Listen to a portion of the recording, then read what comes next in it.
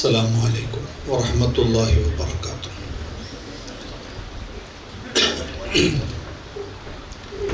بسم الله والحمد لله. أشهد أن لا إله إلا الله وأشهد أن محمد رسول الله. اللهم صل على سيدنا محمد وعلى آل سيدنا محمد. أما بعد فأعوذ بالله من الشيطان الرجيم. بسم الله الرحمن الرحيم. والذين يقولون ربنا هب لنا من أزواجنا وذرياتنا قرة أعين واجعلنا للمتقين إماما. صدق الله العلي العظيم. ഏറ്റവും ബഹുമാനം നിറഞ്ഞ മാടവൻ ഉസ്താദ് അവറുകളുടെ കണ്ണിന് കുളിർമയേകും വിധം ഇവിടെ സംഗമിച്ചിട്ടുള്ള സുഹരി പണ്ഡിതന്മാരെ, കോഴിക്കോട് ജില്ലാ SYS പ്രസിഡന്റ് കായലം അലവി സഖാഫി ഉസ്താദ്, അല്ലാഹു സുബ്ഹാനഹു വ തആല നമ്മുടെ ഈ സംഗമം അവൻ പൊരുത്തപ്പെടുന്ന ഒരുമിച്ച് കൂടലായി കബൂൽ ചെയ്യുമാറാകട്ടെ. നമ്മുടെ ആയുസ്സും ആരോഗ്യവും സ്വാധീനവുമെല്ലാം അവൻ്റെ ദീനിൻ്റെ ഹിദമയിലായി ഉപയോഗപ്പെടുത്താനുള്ള തൗഫീഖിനെ അള്ളാഹു ഏറ്റിത്തരുമാറാകട്ടെ. പണ്ഡിതനാവുക എന്നത് അള്ളാഹു നമുക്ക് തന്ന ഏറ്റവും വലിയ അനുഗ്രഹങ്ങളിൽ ഒന്നാണ്.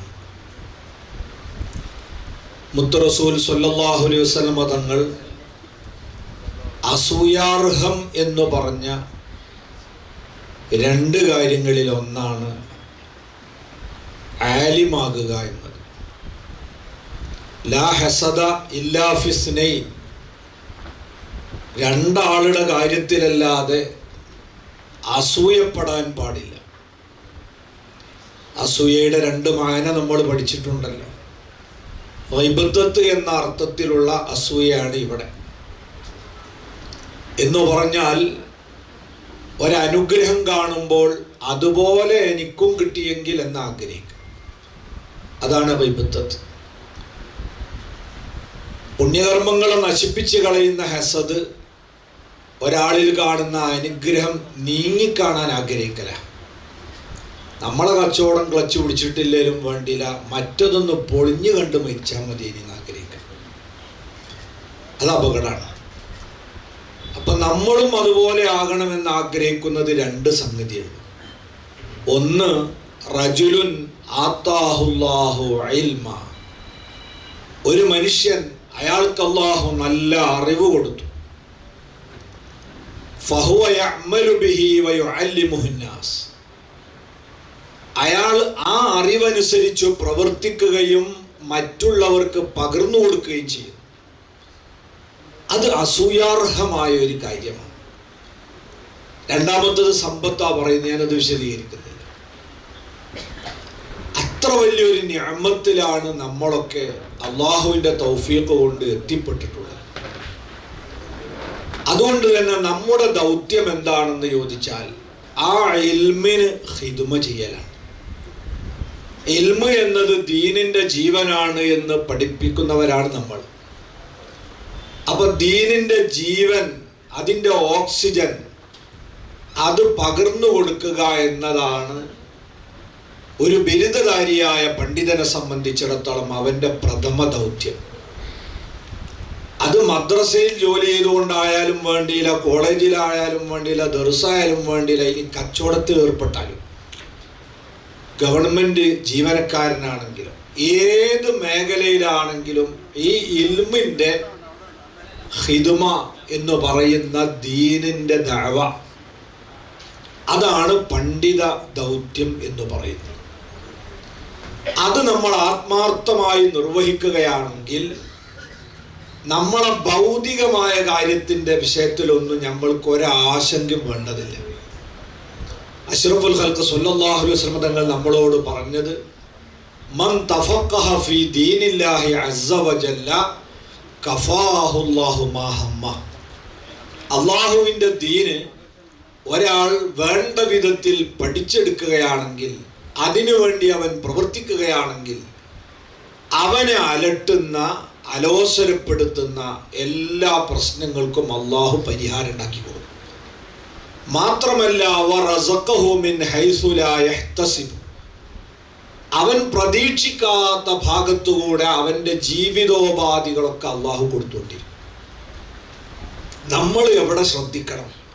നമ്മുടെ ശ്രദ്ധ മുഴുവനും ദീനിൻ്റെ പ്രബോധന പ്രവർത്തനത്തിലായാൽ, നമ്മളെ ദുന്യാവിൻ്റെ കാര്യമൊക്കെ വരുമ്പം അള്ളാഹു തആല ഓരോ സമയത്ത് നമുക്ക് അതിന് വഴി തുറന്നു തരും.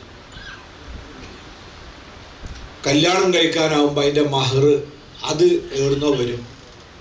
നമ്മൾ ഇതിന് ശ്രദ്ധ കൊടുത്താൽ മതി. മക്കളുണ്ടായാൽ അവർ പഠിപ്പിക്കണം, അതിന് വഴി അള്ളാഹു കാണിച്ചു തരും. വീട് നിർമ്മാണത്തിൻ്റെ സമയമാകുമ്പം എങ്ങനെയെന്ന് അറിയില്ല, വീടുണ്ടായിട്ടുണ്ടാവും. അപ്പോൾ ഈ ഇരിക്കുന്ന ആൾക്കാരൊക്കെ തന്നെ ആലോചിച്ച് നമ്മൾക്ക് എങ്ങനെ വീടുണ്ടായില്ലേ? അള്ളാഹു എങ്ങനെയാണെന്ന് അറിയില്ല, പുരമൊക്കെ ഉണ്ടായിട്ടുണ്ട്. അതിൻ്റെ പേരിൽ നമ്മളാരും ബാങ്കിൽ കടക്കാരായോ അങ്ങനെ കുടുങ്ങിയോലൊന്നും ഉണ്ടാവില്ല. അത് വലിയൊരു സൗഭാഗ്യമാണ്. ഇനി നിങ്ങൾക്ക് മക്കളെ കെട്ടിക്കാനാകുമ്പോൾ വലിയ അലോസരം വേണമല്ല, അത് ആ സമയം വരുമ്പോൾ നടക്കും. നമ്മൾ ശ്രദ്ധ എവിടെയാവണം? നമ്മൾ ദീനിൻ്റെ ഹാദ്യമാണ് നിങ്ങൾക്ക് പോവുകയാണെങ്കിൽ മറ്റതൊക്കെ അള്ളാഹു തആല ഇങ്ങോട്ട് എത്തിച്ചേരും. ഇനി നിങ്ങൾക്കൊരു വാഹനം എടുക്കേണ്ട സമയമാകുമ്പോൾ വാഹനം കിട്ടും. പക്ഷെ ഓരോന്നിനും ഒരു ക്രമം നമ്മൾ പാലിക്കണം എന്നേ ഉള്ളൂ. ഉസ്താദ് ഓടുന്ന അതേ വാഹനത്തിൽ സുഹരിയായ അതേ കൊല്ലം ഓടണം എന്ന് ചിന്തിക്കരുത്. അന്ന് നമ്മൾ എന്തേ ചിന്തിക്കാവൂ? ഇപ്പോൾ തൽക്കാലം ഒരു മദ്രസയിലേക്കല്ലേ ഒരു സ്കൂട്ടി ഉണ്ടായാൽ മതി അല്ലേ? അപ്പം അത് എടുക്കാവൂ. അത് തന്നെ സെക്കൻഡ് ഹാൻഡ് എടുക്കാവൂ. ഫസ്റ്റിൽ നിന്ന് എടുക്കരുത്, ഫസ്റ്റ് ക്വാളിറ്റി എടുക്കരുത്. കാരണം നമ്മൾ ഒരു 3-4 കുത്തൊക്കെ കുത്തിയൊക്കെ റെഡിയാണ്ട്, അതിന് നല്ലതൊരു പഴയ വണ്ടി എടുക്കലാണ്. പിന്നെ നമ്മളിങ്ങനെ ദാവത്തൊക്കെ കൂടി തിരക്കായി ഇതുമേ പോയാൽ എത്താത്ത കോലത്തിലൊക്കെ ആകുമ്പോൾ അതിനനുസരിച്ചുള്ളൊരു വണ്ടി അപ്പോൾ അള്ളാഹു തആല തരും. അങ്ങനെ അതെ, എ പി ഉസ്താദും സൈക്കിളിൻ്റെ ബാക്കിൽ പോയ ആളാണ്, ഉസ്താദും സൈക്കിളും പോയ ആളാണ്. എ പി ഉസ്താദൊക്കെ വയലിന് വേണ്ടി ചവിട്ടിക്കൊണ്ടുപോണ സൈക്കിളിൻ്റെ ബാക്കിൽ ഇന്ന് പോയിട്ടുണ്ട്. അപ്പം ഇത് നമ്മൾ ഓർക്കുക, നമ്മളും കോണിമക്കൂടെ കയറാൻ ശ്രമിക്കുക, ലിഫ്റ്റിന് കയറരുത്. ലിഫ്റ്റിന് കയറിയാൽ ചിലപ്പോൾ അതേ സ്പീഡിൽ താഴോട്ട് വരും. ഇറങ്ങിയ കൊല്ലം തന്നെ എല്ലാം കാമിലാവണം എന്ന് ചിന്തിക്കരുത്. മനുഷ്യൻ്റെ ജീവിതം അള്ളാഹു വെച്ചത് അങ്ങനെ പടിപടിയായിട്ടാണ്. ഉലമാക്കളുടെ ദറജ കൂടുതലും അങ്ങനെയാണ് അല്ലേ? ഖുർആൻ തന്നെ പറഞ്ഞതല്ലേ, യർഫഇല്ലാഹുല്ലദീന ആമനൂ മിൻകും വല്ലദീന ഊതുൽ ഇൽമ ദറജാത്ത്. അത് പടിപടിയായിട്ടാണ് പോവുക. ഒറ്റടിക്ക് പൊന്തിയാൽ അതുപോലെ ചിലപ്പോൾ താഴോട്ട് വരും. അപ്പോൾ നമ്മളിങ്ങനെ ദീനിൻ്റെ ദഅവത്താണ് എൻ്റെ ദൗത്യം എന്ന് കരുതി നമ്മൾ പോയാൽ ദുന്യാവിൻ്റെ കാര്യത്തിലേക്ക് നമ്മൾ തിരിഞ്ഞു നോക്കണ്ട. അത് നമ്മളെ തേടി ഇങ്ങോട്ട് വരണ്ട. ഇഹ്യാ ഉലൂമുദ്ദീനിൽ കാണാം, മഹാനായ ഇബ്നു അബ്ബാസ് റളിയല്ലാഹു അൻഹു പറയുന്നുണ്ട്, ഖുയ്യിറ നബിയുല്ലാഹി ദാവൂദ് ബിൻ സുലൈമാൻ ബിൻ ദാവൂദ് അലൈഹിമസ്സലാത്തു വസ്സലാം. ദാവൂദ് നബി അലൈഹിസ്സലാമിൻ്റെ മകൻ സുലൈമാൻ നബിക്ക് അള്ളാഹു ഖിയാർ കൊടുത്തു, വരം കൊടുക്കുക, ഇഷ്ടമുള്ളത് തിരഞ്ഞെടുക്കാൻ. ബൈനൽ ഇൽമി വൽ മാലി വൽ മുൽക്ക്. നിങ്ങൾക്ക് അധികാരം വേണോ, സമ്പത്ത് വേണോ, അറിവ് വേണോ, ഏതാ വേണ്ടത്? ഇഷ്ടമുള്ളത് എടുക്കാവുന്ന. ഫഖ്താറൽ ഇൽമ. സുലൈമാൻ നബി അലൈഹി സ്വലാം എനിക്ക് ഇൽമു മതി. നമ്മളോടൊക്കെ ആണെങ്കിൽ നമ്മളെങ്ങനെ കണക്കൂട്ടുക? നമ്മളിപ്പോൾ എന്തിനാ പഠിക്കണത്? ജോലി ഇട്ട് എന്തിനാ ജോലി? പൈസ ഉണ്ടാക്കാൻ. എന്നാൽ അത് ആദ്യം കിട്ടുകയാണ്, അതാന്ന് വാങ്ങിയാൽ പോലെ അല്ലേ? അപ്പം നമ്മൾ പണമാണ് ആദ്യം പറയാം. എന്തിനാണ് പഠിക്കണത്, എന്തിനാ പൈസ ഉണ്ടാക്കുന്നത്? അത് അധികാരം കിട്ടാൻ, അത് പറയും. പക്ഷെ സുലൈമാൻ നബി സ്വലാം അത് രണ്ടും പറഞ്ഞില്ലേ, ഇൽമു മതിയാണ്. അപ്പോൾ അള്ളാഹു എന്ത് ചെയ്തു? ഫഅതാഹുല്ലാഹുൽ മാല വൽ മുൽക മഅ. ഇൽമിനെ തിരഞ്ഞെടുത്തത് കാരണം സമ്പത്തും അധികാരവും അതിൻ്റെ കൂടെ എക്സ്ട്രാ കൊടുത്തു. അതെന്നെ വേറെ ആർക്കും കൊടുക്കാത്ത അത് കൊടുക്കലാണ് കൊടുത്തത്. ഇത് നമ്മൾക്ക് ഇന്നും നോക്കിക്കാണാം. ഇൽമുള്ള ആളുകൾ ആ ഇൽമുമായി ബന്ധപ്പെട്ട് മുന്നോട്ട് പോകുമ്പം അധികാരികളും സമ്പന്നന്മാരൊക്കെ അവരടുത്തേക്ക് ഇങ്ങോട്ട് വരും. ഇപ്പോൾ സുൽത്താനുൽ ഉലമ നിങ്ങൾ നോക്കി, ആര് ഭരിച്ചാലും ആര് പ്രതിപക്ഷത്താണെങ്കിലും ഓരൊക്കെ വരുന്നല്ലേ. സമ്പന്നർ അങ്ങോട്ട് ചെല്ലുകയാണ്, അധികാരികൾ അങ്ങോട്ട് ചെല്ലുകയാണ്. ഉസ്താദ് എന്താ ചെയ്യുന്നത്? ഇൽമിന് ഹിദ്മത്താണ്. അപ്പോൾ പണ്ഡിതന്മാരുടെ ദൗത്യം എന്താണ് എന്ന് ചോദിച്ചാൽ, നമ്മളെ ശരീരത്തിലെ ഓരോ കോശവും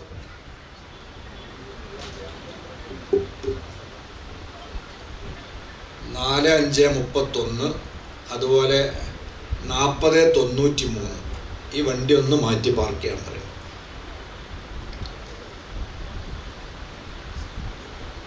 നമ്മുടെ ശരീരത്തിലെ ഓരോ കോശവും രക്തവും ഇതെല്ലാം ഈ ഉമ്മത്തിൻ്റെതാണ്.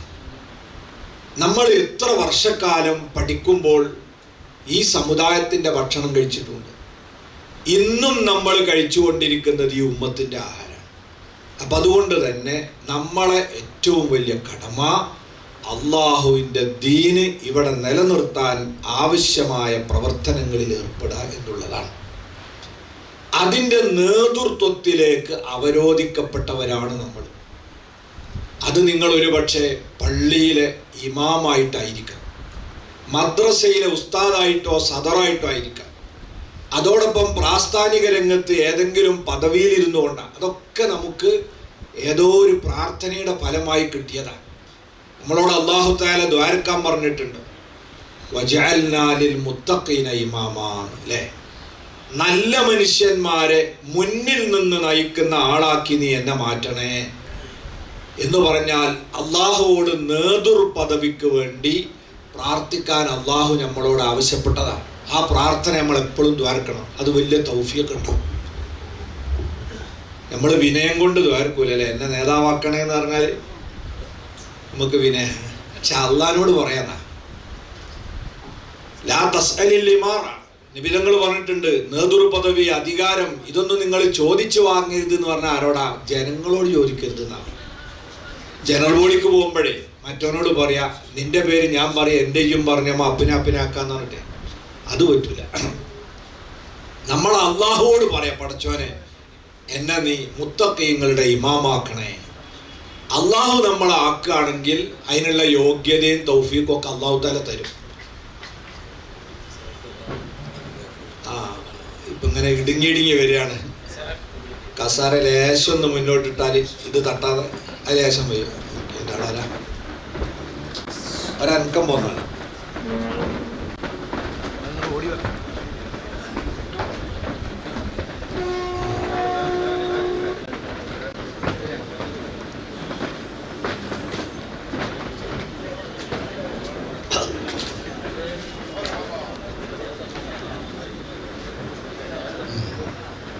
അപ്പോൾ നമ്മൾ അള്ളാഹുവിൻ്റെ തൗഫീഖ് കൊണ്ട് ജനങ്ങൾക്ക് നേതൃത്വം കൊടുക്കാൻ നിയോഗിക്കപ്പെട്ട ആളുകളാണ്. 4 തരത്തിലാണ് നേതാക്കന്മാരുള്ളത്. ഇമാമിയങ്ങൾ 4 ജാതിയുണ്ട്. ഒന്ന്, ജന്മനാൽ നേതാവായ ആളുകൾ. ജന്മനാൽ നേതാവായ ആളാരാ? ഒന്ന് സയ്യിദന്മാരാണ്. ഒരു ജനിക്കണേനെ നേതാവായിട്ടാണ്. അവരെ ആളുകൾ അനുസരിക്കും, അംഗീകരിക്കും. നമ്മളെ മറ്റേ സൂചിയല്ലേ?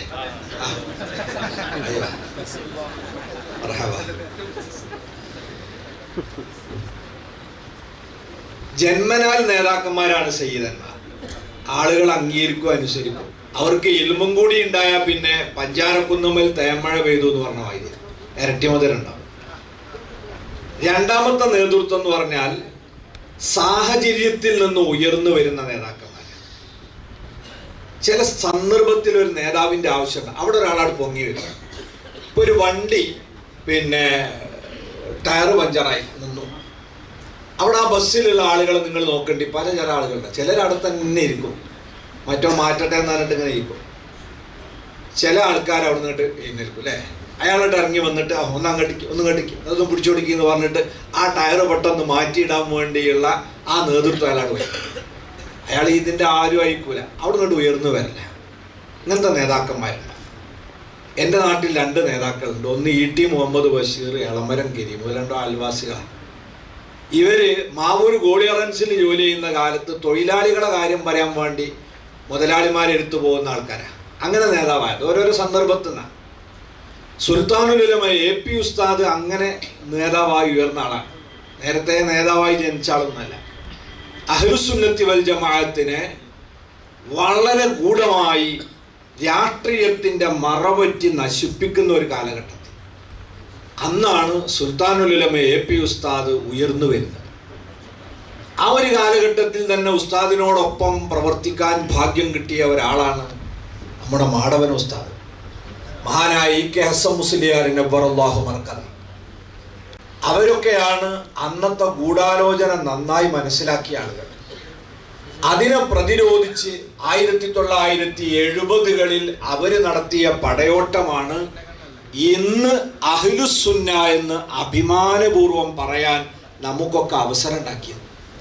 അതേ സമയത്ത് ഇന്ന് പുത്തനാശയക്കാരെടുത്ത് പോയാൽ എന്താ അവസ്ഥകൾ ചോദിച്ച് നിങ്ങൾ മുജാഹിദാണോ എന്ന് ചോദിച്ചാൽ എന്താ പറയുക, അങ്ങനെയൊന്നുമല്ല എന്ന് പറയും അല്ലേ. പണ്ടങ്ങനെ തന്നെയല്ലേ, പണ്ടൊരു മുജാഹിദാന്ന് നെഞ്ചു വിരിച്ച് പറയാറുണ്ടായിരുന്നു. ഇന്ന് സുന്നികൾ സുന്നിയാണെന്ന് പറയാൻ തൻ്റെ ഇടത്തോടുകൂടെ ധൈര്യമുണ്ട്. മുജാഹിദിനതില്ല. കാരണം ഞാൻ മുജാഹിദാന്ന് പറഞ്ഞാൽ അപ്പം വരും നിങ്ങൾ ജിന്നോ ശൈത്താനോ ഏത് ഗ്രൂപ്പാന്ന് കേൾക്കാൻ. അപ്പം അത് കേൾക്കാനാവില്ല എന്ന് വിചാരിച്ചിട്ട് ഇവരെന്ത് ചെയ്യും, എന്നിട്ട് ഇവരുണ്ട് ഞാൻ അങ്ങനെയൊന്നുമില്ല എന്നാണ് പറഞ്ഞു. ആ ഒരു അവസ്ഥയിലേക്ക് വന്നത് ഉസ്താദൊക്കെ ഉയർന്നു വന്നത് കൊണ്ടാണ്.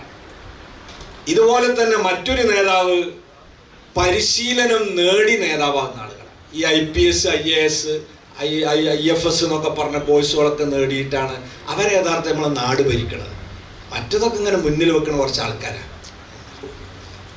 മറ്റത് കുറേ ആൾക്കാരുണ്ടല്ലോ ഈ നമ്മൾ തിരഞ്ഞെടുത്ത് അയക്കണ ഓരിങ്ങനെ നിൽക്കാൻ തരും. ഭരിക്കണ ആരാ? ഉദ്യോഗസ്ഥന്മാരാ. അവരാണ് ശരിക്കുള്ള നേതാക്കന്മാർ.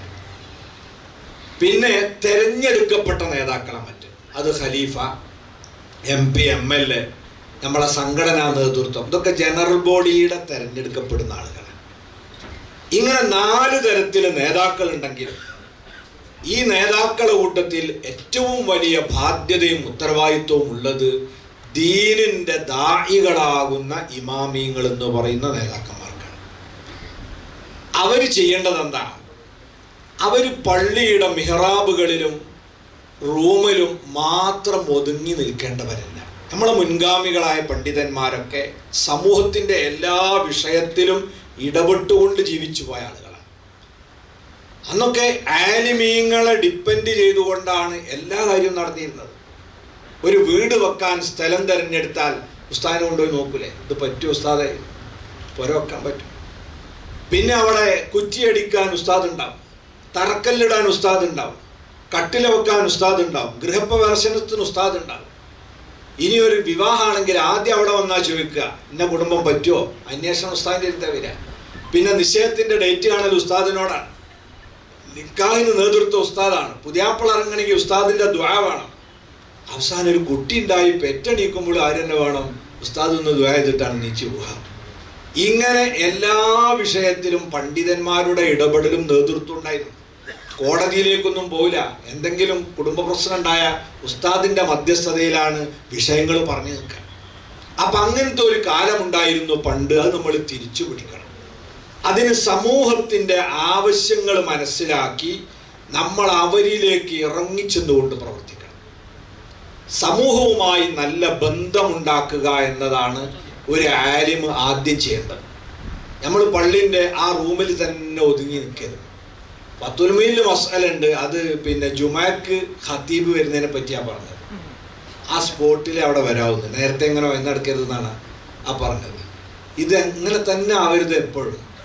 ചില ആൾക്കാർ ആ മടയിൽ നിങ്ങളുടെ ഒരു ഇക്കാമത്ത് കൊടുത്താൽ സലാം വീട്ടിയാൽ ആ മടയൊക്കെ ഞങ്ങൾ പോകും. ജനങ്ങളോടൊന്നും ഉണ്ടല്ലോ, ഒരു തട്ടും തലകൂടെ ഇട്ടിട്ട് മുഖവും കാണൂല. അങ്ങനെ ആകരുത്.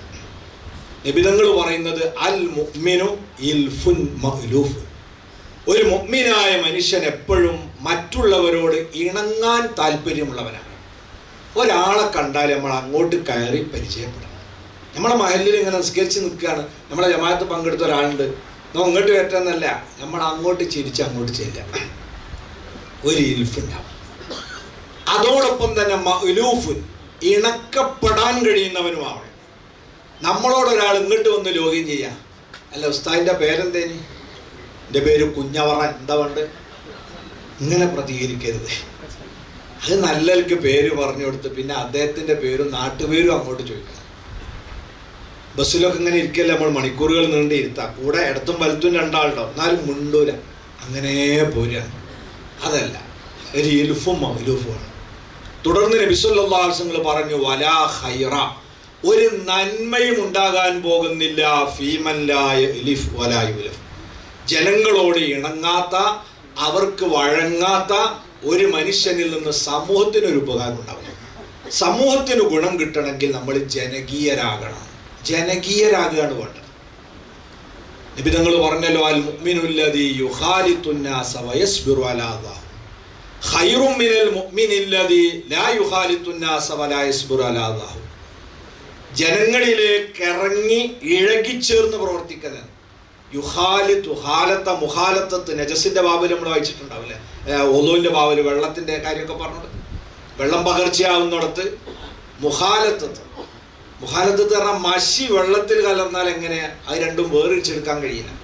ഇതുപോലെ ജനങ്ങൾക്കിടയിൽ ഒരുവനായി പ്രവർത്തിക്കാന്ന യുഹാലിത്തുന്നാസ എന്ന് പറഞ്ഞാൽ. പക്ഷെ അത് വലിയ സുഖം ഉണ്ടാവില്ല. വയസ്ബുറു അലാദാവും. അപ്പൊ പല വിമർശനങ്ങളും പലതും ഉണ്ടാവും, അതിൽ ക്ഷമിക്കണം. അങ്ങനെ ജനങ്ങൾക്കിടയിൽ ഇറങ്ങി പ്രവർത്തിക്കുന്ന മുഅ്മിൻ ഖൈറും മിനൽ മുഅ്മിനില്ലദീ ലാ യുഖാലിത്തുന്നാസ വലാ യസ്ബിറു അലാ ദാഹു. ഒരു പ്രശ്നമില്ല, ജനങ്ങളിലേക്കൊന്നും ഇറങ്ങൂല, മടയിൽ തന്നെ ഇരിക്കുന്ന ആളാണ്. 40 കൊല്ലം ഇരിക്കുന്ന. ചില ആൾക്കാർ പറയും, ഞങ്ങളുടെ നാട്ടിലൊരു ഉസ്താദുണ്ട്, ഇപ്പൊ 40 കൊല്ലം കഴിഞ്ഞാലിപ്പോ പോയെന്ന് പറയും.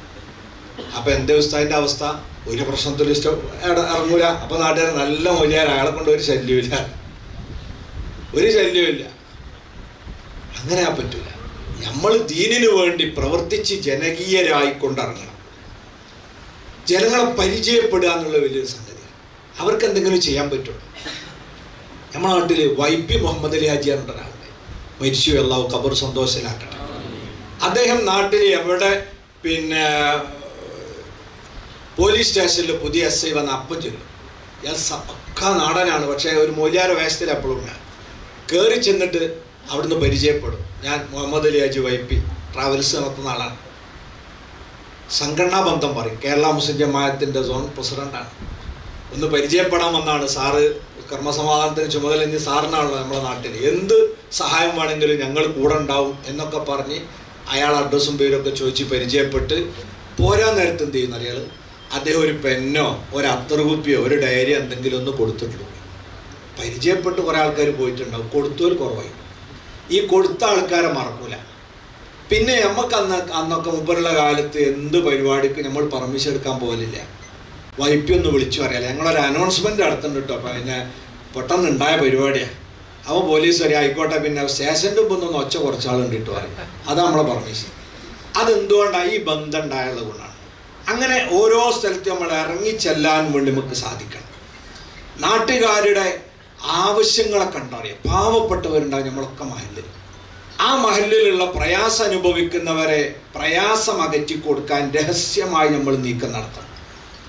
അത് ഇതുകൊണ്ട് മാറ്റാൻ 45-31 4-5-3-1 എൻ്റെ വണ്ടി അല്ലല്ലോ, ചില അങ്ങനെയുണ്ട്. അപ്പോ സേവന പ്രവർത്തനം നടത്താൻ നമുക്ക് പറ്റണം. ഒരു അഷ്റഫ് മുസ്ലിയാരുണ്ട് ഞങ്ങളെ വാഴക്കാട്ട്. അദ്ദേഹം വലിയ തിരക്കാർ. രാവിലെ പുരയിൽ ചെന്നാൽ അദ്ദേഹത്തിൻ്റെ ഡ്യൂട്ടി എന്താ പറയുക, നിങ്ങൾ 7ാം ക്ലാസ് വരെ സ്കൂളിൽ പോയ ഒരാളാണ്, മദ്രസ മുഅല്ലിമാണ്.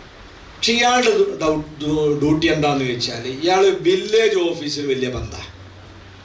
അവിടെ കുടുങ്ങിക്കിടക്കുന്ന എല്ലാ രേഖകളും പേർത്തെടുക്കാനും അതുപോലെ തന്നെ നികുതി അടക്കാൻ പറ്റാത്ത സാധനത്തിനൊക്കെ നികുതി അടക്കാനും ഇയാൾക്ക് സാധിക്കും. അപ്പം ഇയാളെടുത്ത ആൾക്കാർ വന്നിട്ട് കൊണ്ട് ഏൽപ്പിച്ചു കൊടുക്കലാണ്. ഒരു മാസം കൊണ്ട് 2 ആഴ്ച കൊണ്ടൊക്കെ ഇയാൾ അതൊക്കെ പേർത്തെടുത്ത് സാധനം കൊണ്ടുപോകും. അത് വലിയൊരു ഹിദ്മയാണ്. അപ്പം നമ്മൾക്ക് ചെയ്യാൻ പറ്റിയ ഏത് മേഖലയാണോ ആ മേഖലയിലേക്കൊക്കെ നമുക്ക് ചെല്ലാൻ പറ്റണം. പ്രശ്നങ്ങളിൽ ഇടപെടാൻ കഴിയുക. നാട്ടുകാരുടെ പല വിഷയങ്ങളിലും പണ്ഡിതന്മാർക്ക് ഇടപെടാൻ കഴിയും. അഭിമന്യരായ TC ഉസ്താദ്, അള്ളാഹു കൊടുത്ത ദറജ ഏറ്റി കൊടുക്കുമാറാകട്ടെ. ഉസ്താദിൻ്റെ ഒക്കെ കാലത്ത് പ്രവർത്തിച്ച ഒരാളാണ് TC മുഹമ്മദ് മുസ്ലിം. നമ്മൾ കോഴിക്കോട് ജില്ല സമസ്തയുടെ പ്രസിഡൻ്റായിട്ടുണ്ടായിരുന്നു, മലപ്പുറം ജില്ലക്കാരനാണെങ്കിലും. ഞാനൊരിക്കൽ നമ്പ്യത്താൻ കൊണ്ട് പറഞ്ഞ ഒരു സ്ഥലമുണ്ട് നമ്മളെ നാദാപുരത്തിൻ്റെ ഉൾപ്രദേശത്ത്. അവിടെ നാട്ടുപോയ പിന്നെ ആഹാരം തുടങ്ങും. ഭൂമി വാതുക്കല്ലാന്ന സ്ഥലമുണ്ട്, ഞങ്ങോട്ട് അവിടെ പോണ സ്ഥലം. അവിടെ ചെന്നപ്പം പറഞ്ഞു, ഇവിടെ റോഡ് കൊണ്ടുവന്നതും വൈദ്യുതി കൊണ്ടുവന്നതും TC മുഹമ്മദ് മുസ്ലിയാരാണ്. മൂപ്പർ അവിടെ ദർസ് നടത്താൻ ചെന്ന കാലത്ത് റോഡുകൾ ഇങ്ങനെ വന്നുകൊണ്ടിരിക്കുന്നുണ്ട്. അപ്പം നാട്ടുകാർ പറഞ്ഞു, ഇങ്ങോട്ട് റോഡ് വേണ്ട, കാറും ലോറിയും വന്നാൽ കുട്ടികൾ തട്ടി മരിച്ചു. ഒരു സംഭവിക്കണില്ല. അങ്ങനെ ഇയാൾ നാട്ടുകാരെ മുഴുവനും മദ്രസയിൽ ഒരുമിച്ച് കൂട്ടിയിട്ട് അവരോട് വയലു പറഞ്ഞ് ഈ വണ്ടി വന്നാൽ ഒപ്പാടെ ഒരാൾക്ക് അപകടം പറ്റിയാൽ കസേരമ്മേൽ ഇരുത്തിയിട്ട് കൊണ്ടുപോവാണ് കുറേ നടന്ന്, എന്നിട്ടാണ് ആശുപത്രിയിലേക്ക് എത്തിക്കുക. അപ്പം നിങ്ങൾക്ക് ആശുപത്രി പോകാൻ നിങ്ങളെ പഠിക്കൽക്ക് വണ്ടി വരും, ഈ സ്ഥലത്തിന് വില കൂടും, ഇങ്ങനെ പല നന്മയും പറഞ്ഞ് അവരെ ബോധ്യപ്പെടുത്തിയിട്ടാണ് സ്ഥലം വിട്ടുകൊടുക്കാൻ തയ്യാറ്. കറണ്ട് കുട്ടികൾ തൊട്ട് മരിച്ചു എന്ന് പറഞ്ഞിട്ടാണ് വൈദ്യുതി വേണ്ടെന്ന് പറഞ്ഞു. അങ്ങനെ ഓല ബോധവൽക്കരിച്ചു. അങ്ങനെ പഴയ കാലത്ത് ഉസ്താദുമാര് അവിടെയൊക്കെ റോഡ് വരാനും വൈദ്യുതി കൊണ്ടുവരാനൊക്കെ ഉള്ള എല്ലാ വിഷയത്തിലും ഇടപെട്ട ആളുകളായിരുന്നു. അങ്ങനെ നമ്മൾ ജനകീയരായ ദായികളായി മാറാൻ ആവശ്യമായ സൗഹൃദങ്ങളും ബന്ധങ്ങളും ഇടപെടലുകളും നമ്മൾ ഉണ്ടാക്കിയെടുക്കണം. നല്ല വിവാഹ ബന്ധങ്ങൾ നമ്മൾ കൂട്ടിയിണക്കി കൊടുക്കണം. പലയിടത്തും ഈ വഹാബിസും മൗദൂദിസും ഒക്കെ കടന്നു വന്ന് എന്തിലൂടെ ആയിരിക്കും? ഈ കെട്ടുബന്ധത്തിലൂടെയാണ്. നമ്മൾ ഫത്തുൽ മൊയിലൊന്നും വെറുതല്ല പറഞ്ഞത്. കുഫു ഒക്കൂല സുന്നിക്ക് വഹാബി, വിദഗ്ധകാരൻ കുഫു ഒക്കൂല. ആ കുഫു വെക്കാത്തവരെ പിടിച്ച് കെട്ടിക്കുകയാണ് വ്യാപകമായി. ഒരൊറ്റ ഒന്ന് വന്നാൽ പിന്നെ ആ മഹല്ലത്തിൽ പ്രശ്നമായി. പുതിയാപ്പളാറിന് വന്നാൽ പിന്നെ ഓനൊരു പരിഗണനയാണ്, ഓനെ എതിർക്കാൻ പറ്റൂല. അത് പിന്നെ ആ കുടുംബത്തെ ബാധിക്കുകയാണ്. അപ്പം നമുക്ക് എത്രയോ നല്ല സ്നേഹബന്ധങ്ങൾ ഉണ്ടാക്കി കൊടുക്കാൻ പറ്റും, കുടുംബ ബന്ധങ്ങൾ ഉണ്ടാക്കി കൊടുക്കാൻ പറ്റും. ഇപ്പം സുന്നി ജമിയത്തുൽ മുഅല്ലിമീൻ്റെ സംസ്ഥാന കമ്മിറ്റിയിലുള്ള ഒരാളാണ് നമ്മളെ പാനൂര് മേഖലയിൽ പ്രവർത്തിക്കുന്ന PV അബൂബക്കർ സഖാഫി, പരിചയമുള്ളവരുണ്ടാവും. അദ്ദേഹം എത്ര ബന്ധങ്ങൾ ഉണ്ടാക്കിയാൽ ജല്ലാലിയായിട്ട് കൂലി അങ്ങനെ ആളൊന്നുമല്ല, ഇതൊരു പിന്നെ ജീവനോപാധിയായി കാണില്ല, ഇതൊരു ദഅവത്താണ്. വലിയ വലിയ കുടുംബങ്ങൾ, ഡോക്ടർമാർ, എൻജിനീയർമാർ ഉൾപ്പെടെ ഒരുപാട് ആളുകൾക്ക് നല്ല ബന്ധങ്ങളെ കാണിച്ചു കൊടുത്തൊരു വ്യക്തിയാണ്. ഇപ്പം നമ്മൾക്ക് സംഘടനയ്ക്ക് വലിയ സാമ്പത്തിക പ്രതിസന്ധി ഉണ്ടായി നമ്മൾ അങ്ങോട്ടാ പോവാം, സഖാഫിനും കൂട്ടി ഇറങ്ങിയാൽ ആ പരിഹാരം ഉണ്ടാവും. കാരണം മൂപ്പര സ്വാധീനം അങ്ങനെയാണ്. ഒരു കുട്ടീനെ ഒരു വിവാഹബന്ധം ഉണ്ടായി കൊടുത്ത ആളാരും മടക്കി ആക്കൂല. അപ്പം ഇങ്ങനെയുള്ള നല്ല നല്ല പ്രവർത്തനങ്ങൾ നടത്തി ആ ജോലി ചെയ്യുന്ന നാട്ടിൽ നമ്മൾ നന്നായി ഇറങ്ങണം. അതിന് ജനങ്ങളിൽ നമ്മളിലേക്ക് അടുപ്പിക്കാൻ പറ്റിയ രീതിയിലുള്ള സ്വഭാവ ഗുണങ്ങൾ പണ്ഡിതന്മാർ ആർജിച്ചെടുക്കണം. അതിൽ പ്രധാനപ്പെട്ട ഒന്നാണ്, നമ്മളെ കണ്ടാൽ നമ്മളൊരു വിമർശകനാണ് എന്നത് മാത്രമാവരുത് നമ്മളെ മുഖമുദ്ര. ഇപ്പോൾ കുട്ടികൾ നമ്മളെ എടുത്ത് വരാത്തെന്തുകൊണ്ടാണെന്നറിയാം? കുട്ടികളൊക്കെ മുടി നീട്ടും. മുടി ഇന്നും ഇന്നലെ പണ്ടേ അങ്ങനെ തന്നെയാണ്. നമ്മളൊക്കെ എങ്ങനെയാണ് അല്ലേ? നിങ്ങളൊന്ന് ആലോചിച്ച് നോക്കി. നമ്മളൊക്കെ ചെറുപ്പത്തിൽ ഹിപ്പിന്നാണ് അന്നത്തെ വലിയ ഈ ചെവിമ്മേൽക്ക് മുടി കയറ്റിക്കുന്ന കാലമാണ് അന്ന്. അതിങ്ങനെ റെഡി ആയിട്ടുണ്ടോ നോക്കി അടക്കലേ നമ്മൊക്കെ പണി. അതൊരു കൗമാരകാലത്തിൻ്റെ ഒരു സവിശേഷതയാണ്. അത് ഇന്ന് വേറൊരു കോലത്തിലായിട്ടുണ്ടാവും. അതിൽ ചിലത് മക്രൂവും ചിലത് ഹറാമും ഒക്കെ ഉണ്ടാവും. അത് നമ്മൾ സ്നേഹത്തോടെ ഉപദേശിക്കണം. പക്ഷേ ഉസ്താദിൻ്റെ മുമ്പിലേക്ക് പോകാൻ എനിക്ക് പറ്റൂല, ഉസ്താദ് എന്നെ ചീത്ത പറയും, ഈ ഒരവസ്ഥ ഉണ്ടായിട്ട് നമ്മൾ അടുത്ത് നിൽക്കണില്ല. നമ്മൾ ക്ഷണിക്കേണ്ട ആൾ ഇതിലേക്ക് നമ്മളെ പ്രബോധിതർ, പ്രത്യേകിച്ച് യുവതലമുറ. ആ യുവതലമുറയെ ശകാരിക്കലും വിമർശിക്കലും മാത്രമാകാതെ അവരെ അഭിനന്ദിക്കാനുള്ള ഒരു ശീലം കൂടി നമ്മൾ നേടിയെടുത്താൽ അവരെ നമ്മളിലേക്ക് അടുപ്പിച്ചു കൊണ്ടുവരാൻ പറ്റും. അവരുടെ നന്മകളെ കണ്ടെത്തി അതിനെ പുകഴ്ത്തി പറയും. നബി സല്ലല്ലാഹു അലൈഹി വസല്ലം തങ്ങളുടെ മുമ്പിൽ ഒരിക്കലും ഒരു ചെറുപ്പക്കാരൻ മുടി വല്ലാതെ നീട്ടി വന്നു. ആ ചെറുപ്പക്കാരനോട് നബി തങ്ങൾ ഒന്നും പറഞ്ഞില്ല. അയാളെ കൂട്ടുകാരനെ വിളിച്ചിട്ട് പറഞ്ഞു, നിന്റെ ആ സുഹൃത്തുണ്ടല്ലോ, ഓ നല്ല കുട്ടിയാട്ടോ, ഓൻ്റെ മുടിയും കൂടെ കുറച്ച് ചെറുതാക്കിയാലേ ഓ മിയാണ്. ഇത് അവൻ്റെ കാതിലെത്തി. അയാൾ എന്ത് ചെയ്യുക? പിന്നെ പോയിട്ട് മുടി വെട്ടി വരികയാണ്. നമ്മളെങ്ങനെ നോക്കുക? നമ്മൾ ചിലപ്പോൾ മിറാബ് എന്നാന്ന് പറയാം, ഓരോരുത്തൻ്റെ മുടി കണ്ടില്ലേ, ഇതാണ് അവൻ്റെ മുടി എന്ന് ചോദിച്ചിട്ട് 2 വാച്ചുകാട്ടടിച്ചാൽ അടുത്ത വരവിന് 1 മീറ്റർ കൂടി നീട്ടിയിട്ട് വരിക. കാരണം അങ്ങനെ ആളിടയിലിട്ട് ശകാരിക്കലല്ല ദഅവത്ത് എന്ന് പറഞ്ഞാൽ. സ്വകാര്യമായി നമ്മൾ അവരെ സ്നേഹത്തോടെ ഉപദേശിച്ചാൽ കുട്ടികളൊക്കെ നന്നാവും. അതിന് നമ്മൾ അഭിനന്ദിക്കുന്ന ഒരു സ്വഭാവം കൂടുതലും വിമർശനം കുറച്ചു ആക്കാൻ വേണ്ടി ശീലിക്കണം. നന്മകൾ ഒരുപാടുണ്ടാവുമല്ലോ ഒരു മനുഷ്യനിൽ, എന്തെല്ലാം നന്മകൾ. ആ നന്മ നമ്മൾ പറയില്ല. ഇപ്പം നമ്മൾ മുമ്പിൽ ഒരാൾ പെരുന്നാൾക്ക് വേണ്ടി നല്ല ഡ്രസ്സ് ഇട്ടു. ചെറുപ്പക്കാരൊക്കെ നാട്ടിൽ നിന്നൊന്നും എടുക്കില്ല, കുറേ ദൂരെ പോയിട്ട് എടുക്കുക. അതെടുത്ത് വന്നു കഴിഞ്ഞാൽ അവർ അങ്ങാടിയിൽ ഇങ്ങനെ നിന്ന് ചെറുപ്പക്കാരുടെ ഇടയിൽ നിന്ന് ഇങ്ങനെ കാക്കും. ഇതെന്തിനാ? ഇതൊന്നും അഭിപ്രായം പറയാനാ. ആരും ഒന്നും മിണ്ടില്ലേ, ഇങ്ങോട്ട് തന്നെ ചോദിക്കും, ഇങ്ങനെ ഉണ്ടടാ ഈ ഷർട്ട് എന്ന്. ഇത് റോട്ടുമെന്ന് വാങ്ങിയ കഴിഞ്ഞില്ലേ? ഓൻ്റെ എല്ലാതും പോയി. ഓൻ കോട്ടൊക്കെ പോയിട്ട് വാങ്ങിയതാണ്. എന്നിട്ട് ഇത് റോട്ടുമെന്ന് വാങ്ങിയതാണോ എന്ന് ചോദിച്ചോടുകൂടെ ഓൻ്റെ ആ പെരുന്നാൾ തന്നെ കല്ലത്തായി. അതല്ല, ഓൻ ഇങ്ങനെ ഉഷാറിൽ ഇങ്ങനെ ചോദിക്കാൻ നമ്മൾ എന്ത് ചെയ്യുക? നല്ല ചേർച്ച ഉണ്ടടാ, എവിടുന്നാ ഇത് വാങ്ങിയേ? അടുത്ത ഡ്രസ്സ് വാങ്ങുമ്പോൾ ഇനിയും കൂട്ടണം കേട്ടോ എന്ന് പറഞ്ഞാൽ ഓൻ്റെ ആ പെരുന്നാൾ തന്നെ ഹാപ്പിയാവും. അത് അഭിനന്ദിക്കാൻ നമ്മൾ ശീലിച്ച അങ്ങനെ. ഒരു വണ്ടി എടുക്കാറിന് എല്ലാവരും ഒരു സ്വപ്നമായിരിക്കും. നേരത്തെ പറഞ്ഞ മാറ്റി ഒരു സെക്കൻഡ് വണ്ടിയായിട്ട് വന്നതാണ്. നമ്മളെടുത്ത് കാണിച്ചു, എവിടുന്നാടോ ഒരു പാട്ടാ ഇതല്ലേ നമുക്ക് സന്തോഷം അതിലാണല്ലേ. ഓനൊന്നായിട്ട് പുച്ഛിച്ച് ഓനൊന്ന് വഷളായ എന്തോ റാഹത്താന്നറിയാം. അവിടെ നമ്മൾ പറയേണ്ടത് ഇതിൽ ലേശം പഴക്കമുണ്ടെങ്കിൽ ഇതിൻ്റെ എഞ്ചിന് ഇത് ഭയങ്കരമായിട്ടോ എന്ന് പറഞ്ഞാൽ എന്നാലും ഓനൊരു സമാധാനമാണ്. ആരെയും നമ്മളെന്താക്കരുത്, പുച്ഛിക്കരുത്. നമ്മൾ അഭിനന്ദിക്കാൻ ശീലിക്കുക. ചില ആൾക്കാർ നമ്മളെ വീട് കാണാൻ വേണ്ടി കൊണ്ടുപോകും. ഒരിടത്ത് ജീവിതത്തിൽ വലിയൊരു സ്വപ്നമല്ലേ വീട്, അത് കാണാൻ വേണ്ടി കൊണ്ടുപോയി ഇങ്ങനെ അയാൾ പറയുന്നത് ആകെ 5 സെൻറ്റ് സ്ഥലമാണ്, ഇതിൻ്റെ പ്ലാനൊക്കെ ഞാൻ തന്നെയാണ്, ചെറിയ പൈസ കൊണ്ട് ഇങ്ങനെക്കാട് ഒപ്പിച്ചതാണെന്നൊക്കെ പറയുമ്പോൾ ഇതിൻ്റെ മുൻഭാഗം എടുത്തിട്ട് മറ്റേ ഭാഗത്ത് കാക്കണം, ആ കിണർ അവിടെ നിർത്തി ഈ ഭാഗത്ത് കാക്കണം, ഈ ജനാല കുത്തിയിട്ട് അങ്ങോട്ട് വെക്കണം, അല്ലെങ്കിൽ ഇവിടെ താമസിക്കാൻ വലിയ സുഖം ഉണ്ടാവില്ല. സുബ്ഹാനല്ലാഹ്. ഞാൻ മനുഷ്യന് ജലദോഷം ഉണ്ടായാൽ മതി, ഓന് തോന്നുന്നു എൻ്റെ പോരൻ്റെ താറാണ്, മരണം വരെ ഓനൊരു സമാധാനം ഉണ്ടാവും. ഉണ്ടാക്കി കഴിഞ്ഞ പോരയാണെങ്കിൽ നമ്മൾ വല്ലാതൊന്നും അതിന് നിൽക്കണ്ട. അൽഹംദുലില്ലാ, നിങ്ങൾ തന്നെയാണ് ഇതിൻ്റെ പ്രളയനെങ്കിൽ ഞാനൊരു പുര ഉണ്ടാക്കുമ്പോൾ നിങ്ങളെ കൂട്ടും ഞാൻ. ഇത് തിരക്കടില്ലല്ലോ, ഇത്രയും കുറഞ്ഞ പൈസക്ക് ഇങ്ങനത്തെ ഒരു വീടോ എന്ന് പറഞ്ഞ് നമ്മൾ രണ്ട് അഭിനന്ദനം കൊടുത്താൽ നല്ല സമാധാനം ഉണ്ടാവും. ഉണ്ടല്ലേ, പ്രശ്നം ഉണ്ടല്ലേ. അപ്പം നല്ല സമാധാനിപ്പിക്കുന്ന സന്തോഷിപ്പിക്കുന്ന വാക്കുകളല്ലാതെ അഭിനന്ദിക്കുന്ന വാക്കുകളല്ലാതെ നമ്മൾ ഒരിക്കലും അവരെ അവഹേളിക്കുകയും വിമർശിക്കുകയും ചെയ്യുന്ന ശൈലി നമ്മളെ ദൈവത്തിന് പറ്റൂല. അതോടൊപ്പം തന്നെ നല്ല ഹിക്മത്ത് ഉണ്ടാവണം പണ്ഡിതന്മാർ. ഹിക്മത്താണ് നമ്മളെല്ലായിടത്തും മികച്ച കണ്ടത്. ഒമനൂത്തിയൽ ഹിക്മത്ത് ഫഖദ് ഊതിയ ഖൈറൻ കസീറ. ഹിക്മത്ത് ഉണ്ടായാൽ വലിയ ഖൈറ് കിട്ടിയെന്ന് AP ഉസ്താദിൻ്റെ ഒക്കെ പ്രത്യേകത. ഇൽമിന് ഹിക്മത്തില്ലെങ്കിൽ ഭക്ഷണത്തിന് ഉപ്പില്ലാത്ത മാതിരിയാണ്. അതൊരു റാഹത്തുണ്ട്. അറിവ് കുറേ ഉള്ള ആളുകളുണ്ട്, ഇൽമ് ധാരാളമുള്ള ആളുകളുണ്ട്, വലിയ വലിയ ആലിമ്യങ്ങളുണ്ട്. പക്ഷെ അവർക്ക് ഹിക്മത്ത് കുറവാണെങ്കിൽ ഇത് എവിടെ ഉപയോഗിക്കണം, എങ്ങനെ ഉപയോഗിക്കണം എന്നും പറയില്ല. എന്തു പറയണം, ആരോട് പറയണം, എപ്പം പറയണം, ഇതൊന്നും അറിയില്ല. അവർക്ക് ഇൽമുണ്ടാവും, ചിലപ്പോൾ അത് ആവശ്യമില്ലാത്തടത്തേക്കും പറയാം. അത് വിപരീത ഫലമായിരിക്കും ഉണ്ടാക്കുക. ഹിക്മത്ത് ഉണ്ടായാൽ അതുകൊണ്ട് വലിയ നേട്ടങ്ങളുണ്ടാവും. നിങ്ങൾക്ക് ഓർമ്മ ഉണ്ടോയെന്ന് അറിയില്ല, ഒരിക്കൽ മാതൃഭൂമി മനോരമ പത്രവും ഹാർട്ട് ഓപ്പറേഷൻ നടത്തി കൊടുത്തിരുന്നു. 90കളിലാണ് ഇത് സംഭവം. ഹാർട്ട് ഓപ്പറേഷൻ ചെയ്തു കൊടുക്കും.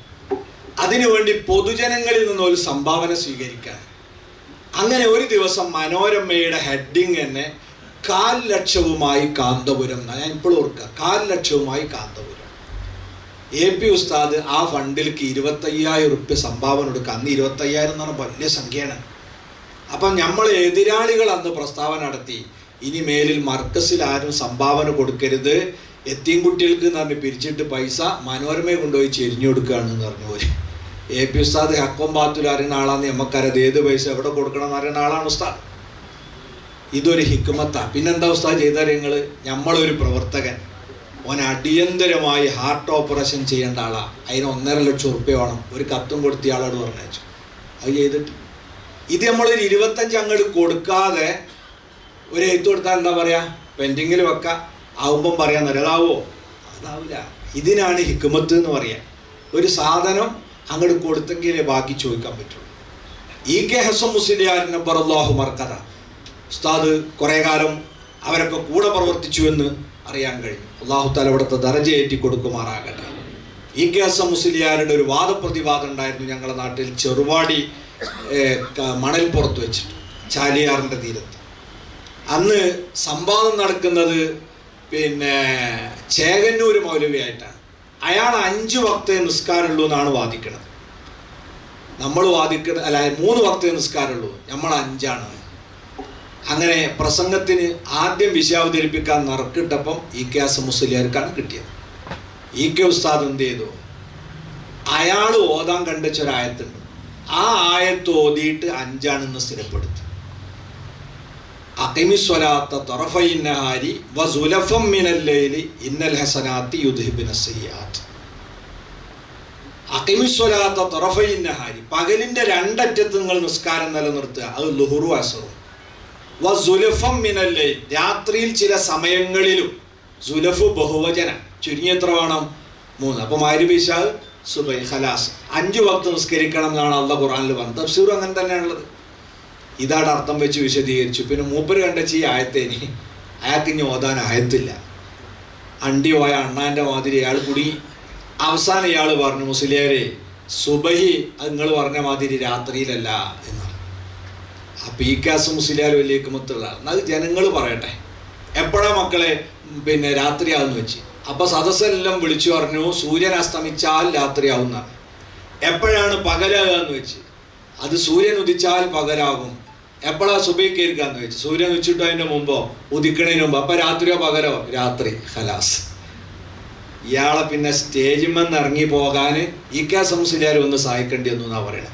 രാവും പാലും തങ്ങളാണ് ഞങ്ങളെ നിസ്കാരത്തിൻ്റെ കാര്യത്തിൽ ഇടപെടാൻ വന്നെന്ന് വെച്ചിട്ട് നാട്ടുകാരി ഇയാളോട് പറഞ്ഞു. ഇത് ഹിക്മത്താണ്. അപ്പം ഈ ഹിക്മത്ത് ഉണ്ടായാൽ പണ്ഡിതന്മാർക്ക് എവിടെയും മുന്നോട്ട്. ഏത് വിഷയത്തിലും അങ്ങനെയാണ്. നമ്മൾ പല സന്ദർഭങ്ങളിൽ നമ്മളെ ആദർശവും ചിലപ്പം പ്രായോഗികതയും തമ്മിൽ ഏറ്റുമുട്ടും. ചില സ്ഥലത്ത് നമ്മൾ ആ കുടുങ്ങിപ്പോവും. പക്ഷെ അവിടെ ഒന്നും നമ്മൾ എന്താവരുത്, പ്രകോപിതരാവാതെ ബുദ്ധിപൂർവം കാര്യങ്ങളെ കൈകാര്യം ചെയ്യാൻ ശ്രമിക്കണം. വിദഗ്ധക്കാരൊക്കെ ധാരാളമുള്ള സ്ഥലത്താണെങ്കിൽ ആളുകൾ ഇടയിൽ പോലും എന്ത് ചെയ്യും, ചിലപ്പം വന്ന് സദാ അസ്സലാമു അലൈക്കും എന്ന് പറഞ്ഞിടും. അത് പറയുന്ന കണ്ടാൽ വേഗം അങ്ങോട്ട് മുണ്ടിക്കളയാതെ അതിന് അവസരം കൊടുക്കരുത്. വേഗം അങ്ങോട്ട് എന്തെങ്കിലും ചോദിച്ചിട്ട് എന്ത് ചെയ്യണം, വർത്താനം പറഞ്ഞാലാണ്. ഒരിക്കൽ മഹാനായ AP ഉസ്താദും അതുപോലെ തന്നെ പിന്നെ പാലോട്ട് മൂസക്കുട്ടിയാജി എന്ന വലിയൊരു ആലിമുണ്ടായിരുന്നു കണ്ണൂരിലെ സമസ്തൻ്റെ മുസാഫറിലൊക്കെ. ഇവരൊക്കെ പാടെ ആ കണ്ണൂർ ഒരു ജുമാഅത്ത് പള്ളിയിലേക്ക് നിസ്കരിക്കാൻ അങ്ങോട്ട് പോകുമ്പോൾ KM മൗലവിയും ടീമുണ്ടല്ലോ നിസ്കരിച്ച് ഇങ്ങോട്ട് വരുന്നത്. അപ്പോൾ KM മൗലവി കണ്ടപാട് അസ്സലാമു അലൈക്കും എന്നാണ്. പെട്ടെന്ന് ഇവരെ ആളെ തിരിയാതെ വലൈക്കും അസ്സലാം എന്ന് പറഞ്ഞു. അപ്പം KM മൗലവി ചോദിച്ചു അത്രേ, ഇപ്പം നമ്മളോടൊക്കെ സലാം മടക്കമൊക്കെ ചെയ്യലേ എന്ന്. അപ്പോൾ പാലോട്ട് മൂസക്കുട്ടിയാജി പറഞ്ഞേ മുസ്ലിങ്ങളാന്ന് വിചാരിച്ച് മടക്കിപ്പോയത് ഇനിയെന്ന് പറഞ്ഞത്. അപ്പോൾ ചിലപ്പോൾ അങ്ങനെ കൊടുക്കുന്നുണ്ടാവും. അപ്പം ഈ രീതിയിലൊക്കെയുള്ള സന്ദർഭങ്ങളിലൊക്കെ ഹിക്മത്ത് ഉപയോഗിച്ച് നമ്മൾ അതിന് രക്ഷപ്പെടാൻ വേണ്ടി ശ്രമിക്കണം. സ്ഥിരോത്സാഹമാണ് ആലിമ്യങ്ങൾക്ക് ഉണ്ടാകും. മടി എന്ന് പറഞ്ഞ സാധനം ഉണ്ടാകാൻ പാടില്ല. അള്ളാഹു തആല അള്ളാഹിൻ്റെ റസൂൽ എപ്പോഴും ദ്വാരക്കണ ഒരു ദ്വാ എന്താ, അല്ലാഹുമ്മ ഇന്നി അഊദു ബിക മിനൽ അജ്സി വൽ കസലി. പടച്ചോനെ ആവൂല എന്നുള്ളൊരവസ്ഥ, അതൊന്നും നടക്കൂല. ഇങ്ങനത്തെ ഒരു സംഗതി ഇല്ല. AP ഉസ്താദിനെ നിങ്ങൾ ആലോചിച്ച് നോക്കി. ഇപ്പോൾ 80 വയസ്സാകുമ്പോഴാണ് ഉസ്താദിൻ്റെ മുമ്പിൽ 1000 കോടിയുടെ നോളേജ് സിറ്റി എന്ന് പറഞ്ഞ വലിയൊരു പദ്ധതി കൊണ്ടുപോയിട്ട് അവതരിപ്പിക്കണം. നമ്മളിതൊക്കെ ആണെങ്കിൽ നമ്മളെന്തേക്കും പറയാം, അനക്കുണ്ടോ പിരാന്ത്, ഇതൊക്കെ നടക്കുമോ, ഇതല്ലേ നമ്മൾ ചോദിക്കുക. ഉസ്താദിൻ്റെ അജണ്ടയിൽ അല്ലെങ്കിൽ നിഘണ്ടുവിൽ ആവൂല നടക്കൂല എന്ന് പറഞ്ഞ ഒരു സംഗതി ഇല്ല. അതാണ് ഹിമ്മത്ത്. ആ ഹിമ്മത്ത് ഉണ്ടെങ്കിൽ നമുക്ക് എന്തും നടത്താൻ പറ്റും. ഞാൻ ഉസ്താദിനോട്, ഉസ്താദ് ഒരുപാട് അസുഖങ്ങളൊക്കെ ഉള്ള ആളാന്ന് പറഞ്ഞു. പക്ഷെ ഞാൻ പറഞ്ഞു, ഉസ്താദ് നിങ്ങൾ മുഖത്ത് നോക്കിയാൽ ഒരസുഖമുള്ള ആളാന്നുള്ള ഒരു ലക്ഷണവുമില്ല. അല്ലാഹു തആല ആഫിയത്തും ദീർഘായുസ്സും കൊടുക്കുമാറാകട്ടെ. അത് ഹിമ്മത്താണ്. മനസ്സിനുണ്ടാകുന്ന ഒരു മനക്കരുത്ത്. ആ മനക്കരുത്ത് കൊണ്ടാണ് കാര്യങ്ങളൊക്കെ മുന്നോട്ട്. മനസ്സ് തളർന്നു പോയാൽ പിന്നെ ശരീരത്തിന് എന്ത് ആരോഗ്യം ഉണ്ടായിട്ടും കാര്യമില്ല. ആ ഹിമ്മത്ത് അള്ളാഹു നമുക്കൊക്കെ ഏറ്റിത്തരുമാറാകട്ടെ. അപ്പം ആവൂല എന്നുള്ള, നടക്കൂല എന്നൊരു സംഗതി ഉണ്ടെങ്കിൽ ഈ പ്രായത്തിൽ ഉസ്താദ് അരിന്തിയിലൊക്കെ പോവാം, മലേഷ്യക്ക് അങ്ങോട്ട് മറ്റോടത്ത് ഇങ്ങോട്ട്. നമ്മളൊക്കെ ആണെങ്കിൽ കടന്നോട്ടാൽ കിടക്കില്ല, വേണ്ടിയിൽ ഇങ്ങോട്ട് വന്നോട്ടെ എന്നല്ല പറയാം. ഇത് ഇറങ്ങിപ്പോണെന്ത് കൊണ്ടാണ്, ഹിമ്മത്ത് കൊണ്ടാണ്. അപ്പം ആലിമീങ്ങൾക്ക് എപ്പോഴും മനക്കരുത്തുണ്ടാവണം. നടക്കാത്തൊരു സംഗതിയില്ല, എന്തും നടക്കും. മടി ഉണ്ടാകാൻ പാടില്ല. ആ കസിലിനെ തൊട്ട് നബിതങ്ങൾ എപ്പോഴും അള്ളാഹുവിനോട് കാവലിന് ചോദിക്കാറില്ല. നമ്മൾ 1.5 മണിക്കൂർ മദ്രസ കഴിഞ്ഞാൽ അതിൻ്റെ ക്ഷീണം മാറ്റാൻ വേണ്ടി ഒന്ന് മലർന്ന് കിടക്കും.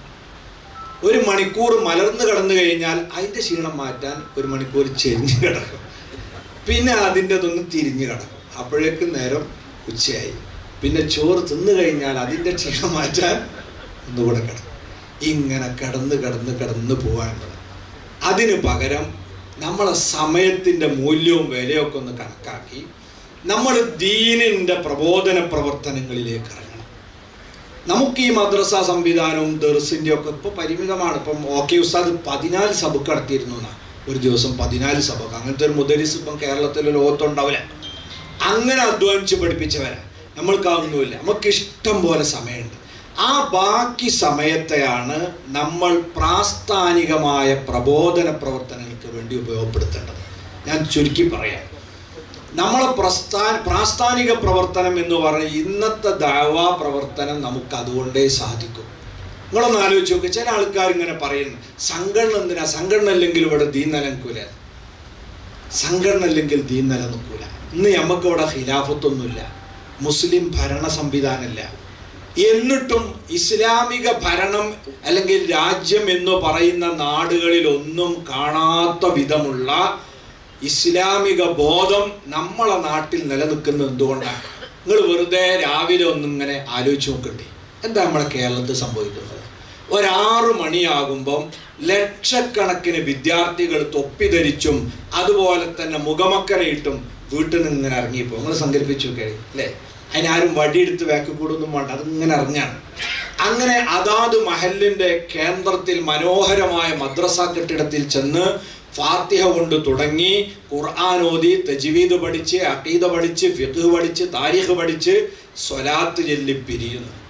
ആ സമയമാകുമ്പോഴേക്കതാ ലക്ഷക്കണക്കിന് മുഅല്ലിമീങ്ങൾ അവരെ വീട്ടിൽ നിന്ന് ബൈക്ക് കൊടുത്തിറങ്ങി അവർ പോയി ക്ലാസ് എടുത്തു കൊടുക്കുന്നു, പോരുന്നു.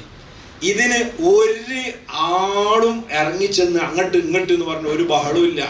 ഒരു എണ്ണയിട്ട യന്ത്രം പോലെ ലക്ഷോപലക്ഷം വിദ്യാർത്ഥികൾ ഇസ്ലാമിൻ്റെ ബാലപാഠങ്ങളെ വളരെ കൃത്യമായി പഠിക്കാനുള്ള ഈ ഒരു സംവിധാനം ലോകത്ത് വേറെ എവിടെയുള്ളത്?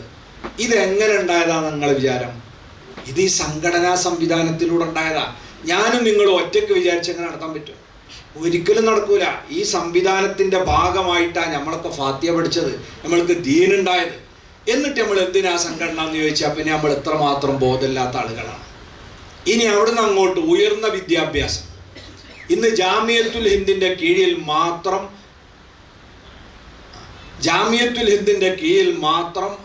300 ചില്ലാനം സ്ഥാപനങ്ങളുണ്ട്. ആ സ്ഥാപനങ്ങളിലൂടെ 2 വിദ്യാഭ്യാസം നേടിയ കുട്ടികളാണ് ഇറങ്ങുന്നത്. മതമുണ്ട് ഭൗതികവും 2 വിദ്യാഭ്യാസം. ഇത് രണ്ടും നേടിയ വിദ്യാർത്ഥികൾ ലോകത്ത് എവിടെ പോയും വേണമെങ്കിൽ അവർക്ക് ദഅവത്ത് നടത്താം. എങ്ങനെയാണ് ഈ മക്കളെ നമ്മൾ പോറ്റുന്നത്? AP ഉസ്താദിനെ പോലുള്ള ആളുകൾ ഗൾഫിലും നമ്മളെ നാട്ടിലും വന്ന് സംഘടനാ സംവിധാനം ഉണ്ടാക്കി. അന്നൊക്കെ അവർ ഒരു നേരത്തെ ഒരു വിസക്ക് വേണ്ടി എത്ര കാലു പിടിച്ചിട്ടുണ്ട്.